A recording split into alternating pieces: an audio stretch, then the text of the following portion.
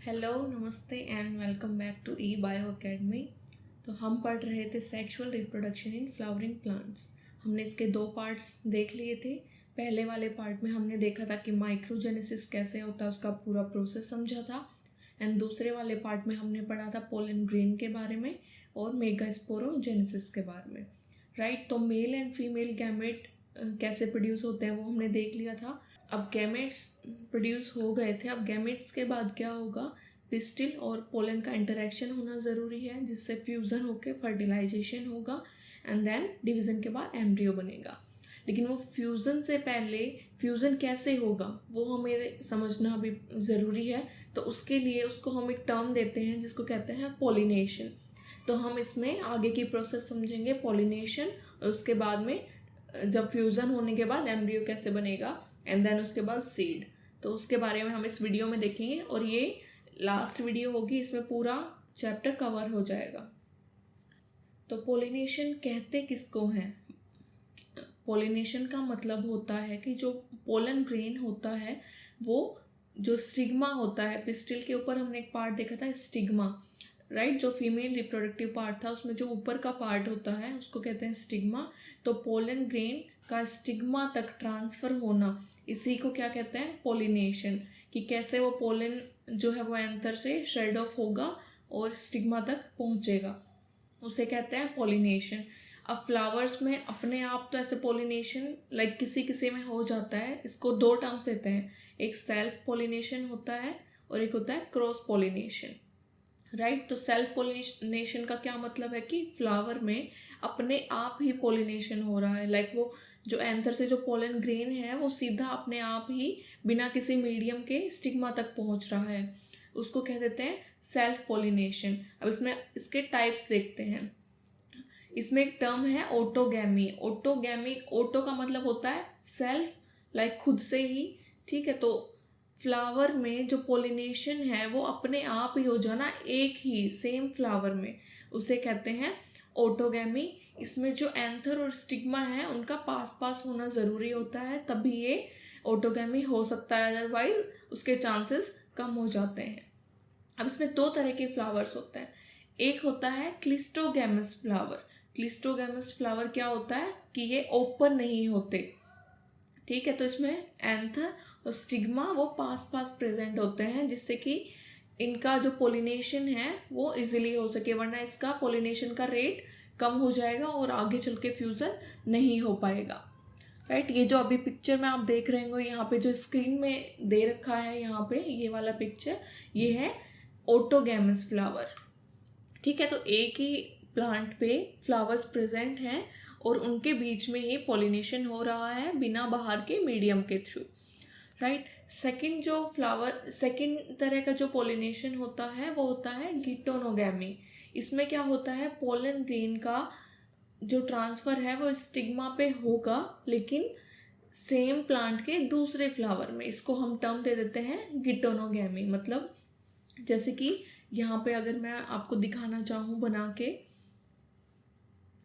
ये एक प्लांट है, यहाँ पे एक फ्लावर प्रेजेंट है, यहाँ पे भी एक फ्लावर प्रेजेंट है, ये सेम ही प्लांट है, ठीक है। तो ये सेम प्लांट में ही एक फ्लावर का अगर इससे एंथर, इससे लाइक पोलन ग्रेन अगर शेड ऑफ होके इसके पिस्टिल तक पहुंचेगा, उसके बाद पोलिनेशन, इसी को हम पोलिनेशन कह रहे हैं, और उसका फ्यूज़न होगा, ठीक है। तो पोलन ग्रेन का सेम प्लांट पे पोलन ग्रेन का स्टिग्मा तक, दूसरे फ्लावर के स्टिग्मा तक पहुंचना, इसे कहते हैं गिटोनोगैमी। लेकिन ये ऑटोगैमी के ही सिमिलर है क्योंकि इसमें सेम ही प्लांट पे पोलिनेशन हो रहा है, ठीक है। तो थर्ड टाइप का जो पोलिनेशन होता है वो होता है जीनोगैमी। अब जीनोगैमी का क्या मतलब होता है कि पोलन ग्रेन्स का ट्रांसफ़र होना स्टिग्मा पे लेकिन अलग अलग प्लांट्स में, डिफरेंट प्लांट में, ठीक है।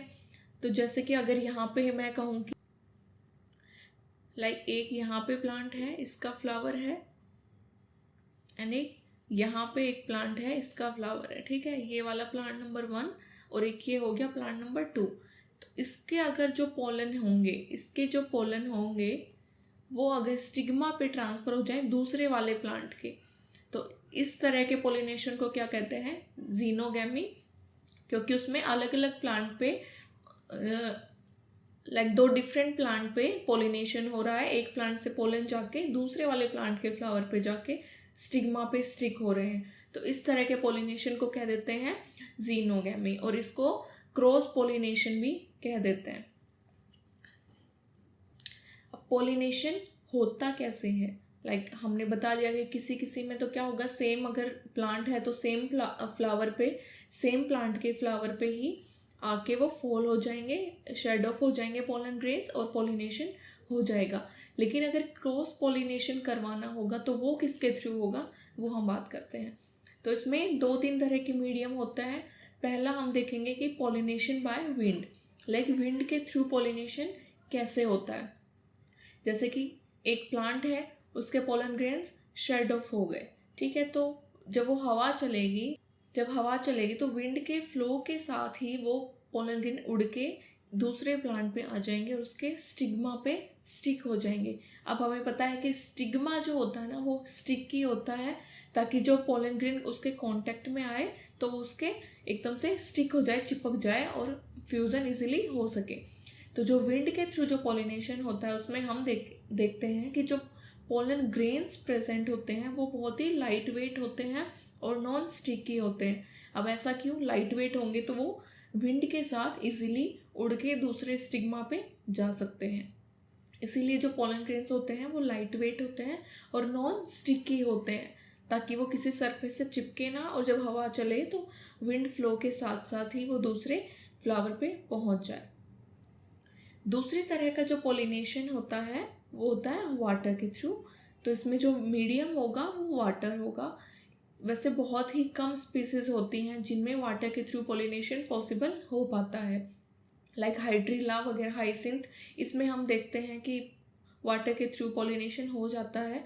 इसमें क्या होता है, जो पोलन ग्रेन्स होते हैं, जो फ्लावर का जो स्टेम होता है वो बेंड हो जाता है, और जो पोलन ग्रेन्स होते हैं वो वाटर की सरफेस पे गिर जाते हैं, जिससे वो वाटर करंट के साथ साथ वो पोलन ग्रेन्स हैं वो दूसरे प्लांट के स्टिग्मा तक पहुंच जाते हैं एंड पोलिनेशन हो जाता है। वैसे मोस्टली पोलिनेशन तो मोस्ट ऑफ द स्पीसीज में विंड के थ्रू ही होता है, वाटर के थ्रू बहुत कम ही पोलिनेशन देखने को मिलता है। अब थर्ड टाइप का जो पोलिनेशन होता है वो होता है एनिमल्स के थ्रू। इसमें जो पोलिनेशन के लिए जो मीडियम होते हैं वो एनिमल्स होते हैं, हनी बीज हो गई, एंड्स हो गए, वास्प हो गए, ये बहुत सारे छोटे छोटे एनिमल्स होते हैं। कुछ रोडेंट्स भी होते हैं जिसके थ्रू पोलिनेशन हो जाता है। लेकिन इसमें जो सबसे मेजर जो रोल होता है वो होता है बीज, हनी बीज के थ्रू पोलिनेशन होता है। अब जो एनिमल्स के थ्रू जो पोलिनेशन होगा उन फ्लावर्स में हम देखेंगे कि वो फ्लावर्स होते हैं बहुत ही कलरफुल होते हैं, उनकी लीव्स बहुत कलरफुल होती हैं और एक तरह का नेक्टर प्रोड्यूस करती हैं, ताकि वो जो एनिमल्स हैं उसको उसके फ्रेग्रेंस से अट्रैक्ट कर सके। फ्लावर होते हैं वो कौन स्पीकर्स होते हैं, वो इजीली सीन होते हैं, ताकि एनिमल्स को इजीली वो दिख जाए। और जब वो आके हनी बी का हम एग्जांपल देखते हैं, जब वो एक फ्लावर है उस पर आके नेक्टर लेने के लिए वो आएगी और उस पर आके बैठेगी, तो उसके जो पैर होते हैं हनी बी के, उस पैरों पे जो पोलन ग्रेन्स होते हैं वो स्टिक हो जाएंगे। अब वो उड़ के किसी दूसरे प्लांट पे जाएगी और वहाँ पे जो उसके पैरों के पोलन ग्रेन्स लगे हुए थे वो दूसरे फ्लावर पे आके निकल जाएंगे, जिससे कि फ्यूज़न हो जाएगा। पोलन और स्टिग्मा पे आके वो स्टिक कर जाएंगे पोलन ग्रेन्स और उसका फ्यूज़न हो जाएगा। तो एनिमल्स के थ्रू मेनली बीज के थ्रू ही होता है, और इसके फ्लावर्स लार्ज कलरफुल होते हैं और एक तरह की नेक्टर प्रोड्यूस करते हैं। तो हमने देख लिया कि पॉलिनेशन किस किस के थ्रू होता है। एक विंड के थ्रू हो सकता है जो कि मोस्ट ऑफ द स्पीसीज में देखने को मिलता है, एंड सेकंड होता है वाटर के थ्रू जो बहुत ही कम स्पीसीज में होता पॉसिबल हो पाता है, एंड थर्ड होता है पॉलिनेशन बाय एनिमल्स। अब गैमेट्स बन गए, पॉलिनेशन हो गया। पॉलिनेशन का मतलब था कि जो एंथर था वो स्टिग्मा तक पहुंच गया। अब पहुंचने के बाद क्या होगा, उनका फ्यूज़न होगा, पिस्टिल और पोलन का इंटरैक्शन होगा। तो हम इसमें पढ़ेंगे कि पोलन और पिस्टिल का इंटरैक्शन कैसे होता है। अब अगर आप पोलन ग्रेन को ग्लास स्लाइड पे लेके देखें और उसमें थोड़ा सा शुगर सोल्यूशन 10% शुगर सोल्यूशन अगर आप स्लाइड पे ऐड कर दे तो आप क्या देखेंगे कि जो एंथर होता है उसके एक छोटी छोटी ट्यूब निकलना स्टार्ट हो जाती है एंथर पे। अब जैसे मैं यहाँ पे बना के दिखाऊं, यहाँ पे हमने पढ़ा था जर्म पोर प्रेजेंट होता है और बाकी पे ये स्पोरोपोलेनिन की लेयर होती है जो कि बहुत हार्ड होती है। तो अगर हम इसको ग्लास स्लाइड पे लिख के देखें तो यहाँ पे ये पोलन है, इसके यहाँ पे ट्यूब निकलना स्टार्ट हो जाए, ग्रो होना स्टार्ट हो जाएगी। ठीक है, तो वो टाइम के साथ धीरे धीरे ट्यूब का साइज़ भी बढ़ता रहेगा। जैसे कि अगर हम फिर थोड़ी देर के बाद अगर हम इसको देखें तो ये पोलन ट्यूब का साइज़ और बड़ा हो जाएगा।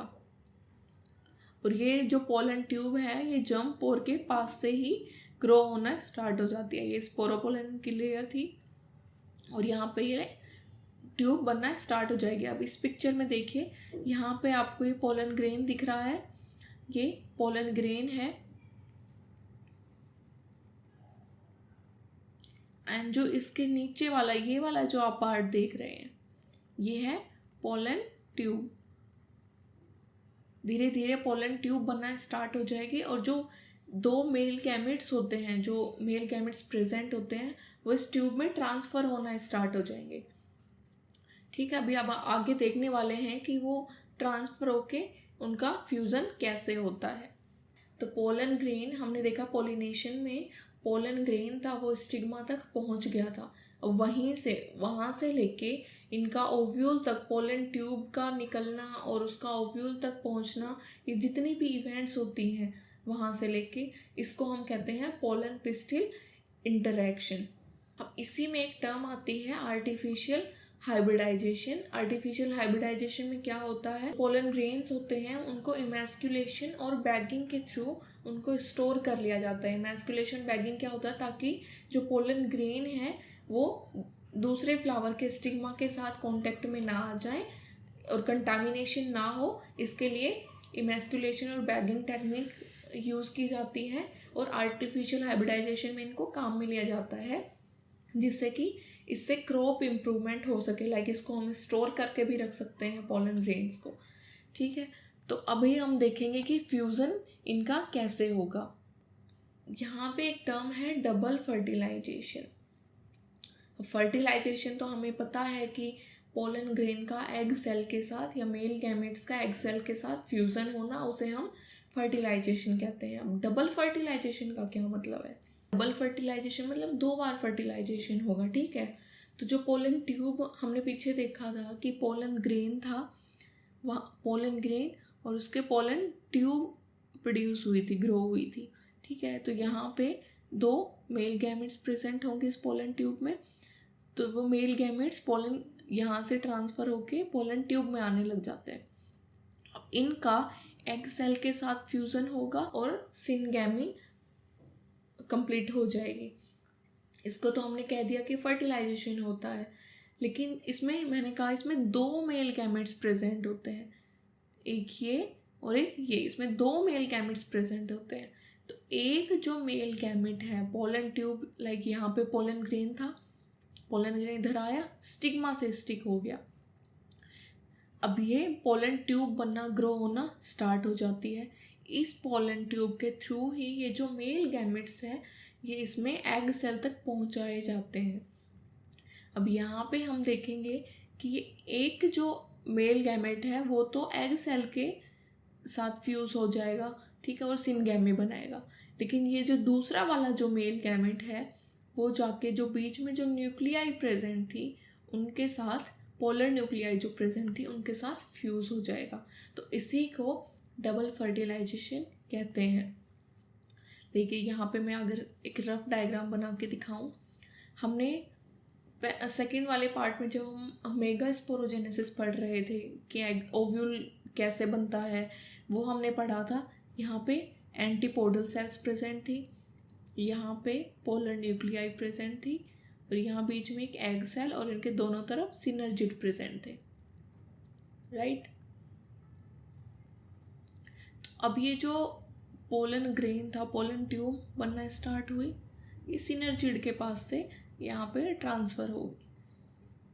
इसमें 2 मेल गैमेट्स प्रेजेंट है, ठीक है। यहाँ से अब ये एक मेल गैमेट तो जाके एग सेल के साथ फ्यूज़ कर जाएगा, लेकिन ये दूसरा वाला जो है ये पोलर न्यूक्लियाई के साथ फ्यूज़ करेगा। तो एक बार ये फ्यूज़न हो गया, एक बार ये फ्यूज़न हो गया, तो इसीलिए इसको कह देते हैं डबल फर्टिलाइजेशन। अब क्योंकि ये एक जो मेल गैमेट है या एक इसकी एक जो न्यूक्लियाई है ये 2 न्यूक्लियाई के साथ फ्यूज़ कर रही है, तो इसे हम कह देते हैं ट्रिपल फ्यूज़न। क्योंकि 3 हैप्लॉइड न्यूक्लियाई का फ्यूज़न हो रहा है, इसे कह देते हैं ट्रिपल फ्यूज़न। अब जब इसके साथ अगर एक मेल गैमेट का पोलर न्यूक्लियर के साथ फ्यूज़न होगा तो ये क्या प्रोड्यूस करेगा, ट्रिप्लॉइड प्राइमरी एंडोस्पर्म न्यूक्लियस, ठीक है। तो यहाँ पे ये वाला जो एंड प्रोडक्ट था अगर इसके साथ जब फ्यूज़ करेगा तो ये क्या बनाएगा, ये बनाएगा ट्रिप्लॉइड प्राइमरी एंडोस्पर्म न्यूक्लियस, ठीक है। ट्रिप्लॉइड प्राइमरी एंडोस्पर्म न्यूक्लियस बन जाएगा यहाँ पे, जिसको हम शॉर्टकट में PEN भी कहते हैं, ठीक है। और यहाँ पे एक जो मेल गैमेट था वो एग सेल के साथ फ्यूज होके सिनगैमी कर लेगा, और जो सेकंड वाला जो मेल गैमेट था वो पोलर न्यूक्लियाई के साथ फ्यूज हो जाएगा। इसीलिए इसको क्या कहा जाता है, डबल फर्टिलाइजेशन। आई होप ये अभी तक आपको समझ आ गया होगा, राइट, ठीक है। तो आगे देखते हैं कि फर्टिलाइजेशन के बाद अब क्या होगा। अब फर्टिलाइजेशन के बाद जो भी इवेंट्स थी उसको हम पोस्ट फर्टिलाइजेशन में काउंट करेंगे। जो प्री फर्टिलाइजेशन की इवेंट थी उसमें आ गया था कि गैमेट्स बनते कैसे हैं, और जो पोस्ट फर्टिलाइजेशन थी उसमें फर्टिलाइजेशन के बाद एंडोस्पर्म का बनना, एम्ब्रियो का बनना, वो सारी चीज़ें पोस्ट फर्टिलाइजेशन में आएंगी। अब फर्टिलाइजेशन के बाद एंडोस्पर्म बनेगा, ठीक है। जो पोलर न्यूक्लियाई के साथ जो मेल गैमेट का फ्यूज़न हुआ था उस फ्यूज़न के बाद प्राइमरी एंडोस्पर्म न्यूक्लियस बना था। अभी जो प्राइमरी एंडोस्पर्म है इनकी सेल बार बार रिपीटेडली डिवाइड होती रहेंगी और एक एंडोस्पर्म टिश्यू बना लेंगी। जो सेल्स थी वो डिवाइड होकर एंडोस्पर्म टिश्यू बना लेंगी, और ये जो एंडोस्पर्म की टिश्यूज़ होती हैं इसमें फूड रिजर्व होता है ताकि जो डेवलपिंग एम्ब्रियो है उसको उसके थ्रू नरिशमेंट मिलता रहे। अच्छा, आप कोकोनट है, कोकोनट का जो बीच में वाटर फील्ड होता है ना, कोकोनट के अंदर जो हम कच्चा नारियल देखते हैं उसके अंदर जो वाटर फील्ड होता है वो और कुछ नहीं होता है, वो एंडोस्पर्म ही होता है। इसमें कुछ एंडोस्पर्म का पार्ट होता है वो उसमें बच जाता है, तो वो ही कोकोनट में देखने को मिलता है। तो जो प्राइमरी एंडोस्पर्म न्यूक्लियस था वो बार बार सक्सेसिव डिवीज़न करेगा और उसके बाद फ्री न्यूक्लियाई बनाएगा, और इसी स्टेज को क्या कह देते हैं, फ्री न्यूक्लियर एंडोस्पर्म। तो जो कोकोनट में मैंने बताया कि एंडोस्पर्म प्रेजेंट होता है, इसमें भी बहुत सारी फ्री न्यूक्लियाई प्रेजेंट होती हैं, राइट, ठीक है। फर्टिलाइजेशन हो गया, फर्टिलाइजेशन के बाद एम्ब्रियो बनेगा। तो इसमें डाइकोट का एम्ब्रियो, जो डाइकोटिलेडनस होते हैं प्लांट होता है उसका एम्ब्रियो अलग होता है, मोनोकोट्स का एम्ब्रियो अलग होता है, ठीक है। तो जो डाइकोट एम्ब्रियो होता है उसमें प्लूम्यूल, यहाँ पे प्लूम्यूल प्रेजेंट होता है, ठीक है। इसमें डाइकोट्स, इसमें 2 डाइकोट बनना स्टार्ट हो जाते हैं, 2 कोटिलेडन्स इधर बनना स्टार्ट हो जाते हैं, और नीचे की तरफ ये रेडिकल एंड रूट कैप बनना स्टार्ट हो जाएगा। लेकिन वहीं जो मोनोकोट एम्ब्रियो होता है जिसको स्क्रूटेलम भी कहते हैं, उसमें क्या होगा, इसमें ऊपर की तरफ जो शूट अपेक्स है वो ऊपर की तरफ, जिससे कि शूट प्रोड्यूस होगा, और इसमें नीचे की तरफ हम देखेंगे कि रेडिकल्स या फिर रूट कैप बनना नीचे की तरफ स्टार्ट हो जाएगी, जिससे कि रूट का डेवलपमेंट होगा। अब एम्ब्रियो के बाद अगर वो उसका अच्छे से जो डेवलपमेंट हो गया उसके बाद सीड बनता है। तो जो सेक्सुअल रिप्रोडक्शन का जो फाइनल प्रोडक्ट होता है एंजियोस्पर्म्स में वो सीड ही होता है। अब एक मैच्योर सीड बन गया तो वो नॉन एल्बुमिनस भी हो सकता है और वो एल्बुमिनस भी हो सकता है। अब नॉन एल्बुमिनस का क्या मतलब होता है, नॉन एल्बुमिनस का मतलब है जो हमने पीछे देखा था कि एंडोस्पर्म बनता है, तो अगर वो एंडोस्पर्म एम्ब्रियो डेवलपमेंट के दौरान अगर वो पूरा का पूरा कंज्यूम हो जाए एम्ब्रियो के थ्रू उसके नरिशमेंट के लिए, तो उसको हम कह देते हैं नॉन एल्बुमिनस। कि मतलब इसमें बिल्कुल भी अगर एंडोस्पर्म का रेसिड्यू प्रेजेंट ना हो तो इसको कह देते हैं नॉन एल्बुमिनस, जिसके एग्जांपल्स हम देख सकते हैं पी या ग्राउंडनट। और वहीं एल्बुमिनस सीड्स क्या होते हैं, जब एंडोस्पर्म का कुछ पार्ट वहाँ पे एम्ब्रियो डेवलपमेंट के थ्रू रह जाए तो उसे कह देते हैं एल्बुमिनस सीड, जैसे कि वीट, मेज, इन सब में हम देख सकते हैं। ठीक है, तो एम्ब्रियो बना, एम्ब्रियो के बाद अब सीड बन रहा है, तो सीड कैसे बनेगा ये हमने देख लिया कि इसमें जो सेक्सुअल रिप्रोडक्शन होता है उसका फाइनल प्रोडक्ट एंजियोस्पर्म में सीड ही होता है। इसमें दो तरह के होते हैं, एक नॉन एल्बुमिनस सीड और एक एल्बुमिनस सीड। नॉन एल्बुमिनस का क्या मतलब था, जहाँ पे एंडोस्पर्म का थोड़ा भी रेसिड्यू ना बचे, एम्ब्रियो डेवलपमेंट के दौरान पूरा का पूरा कंज्यूम हो जाए, उसे कहते हैं नॉन एल्बुमिनस। वहीं अगर एंडोस्पर्म का थोड़ा सा रेसिड्यू बच जाता है एम्ब्रियो डेवलपमेंट के दौरान तो उसे कह देते हैं एल्बुमिनस सीड। अब ये जो ओवरी थी, ओवरी की जो वॉल थी वो क्या होगा, फ्रूट के वॉल में डेवलप हो जाएगी। अब इस वॉल को क्या कहेंगे हम, पेरिकार्प। अब कुछ स्पीसीज ऐसे भी होती हैं जिसमें बिना फर्टिलाइजेशन के फ्रूट का डेवलपमेंट हो जाता है। ठीक है, तो उसमें किसी भी तरह का फर्टिलाइजेशन नहीं होगा, डायरेक्टली फ्रूट बन जाएगा। तो उन्हीं फ्रूट्स को या उन स्पीसीज को हम क्या कह देते हैं, पार्थेनोकार्पिक फ्रूट्स या पार्थेनोकार्पिक स्पीसीज। ठीक है, तो ऐसी स्पीसीज जिसमें किसी भी तरह का फर्टिलाइजेशन नहीं हुआ है तो उन्हें क्या नाम दे दिया जाता है, पार्थेनोकार्पिक फ्रूट। पार्थेनोकार्पिक फ्रूट मतलब इसमें कोई भी फर्टिलाइजेशन नहीं हुआ है। जैसे हम बनाना देखें, बनाना में सीड्स भी प्रेजेंट नहीं होते, तो बनाना एक ऐसा फ्रूट है जिसका फर्टिलाइजेशन के बिना ही जो फ्रूट में डेवलप हो जाता है, उसे हम कह देते हैं पार्थेनोकार्पिक फ्रूट। या फिर इसे ही एक दूसरी टर्म बोल दी जाती है, इसे दूसरी टर्म दे दी जाती है फॉल्स फ्रूट। ठीक है, ये ट्रू फ्रूट नहीं होता। ट्रू फ्रूट का क्या मतलब होता है, जिसमें फर्टिलाइजेशन के बाद फ्रूट का डेवलपमेंट हुआ।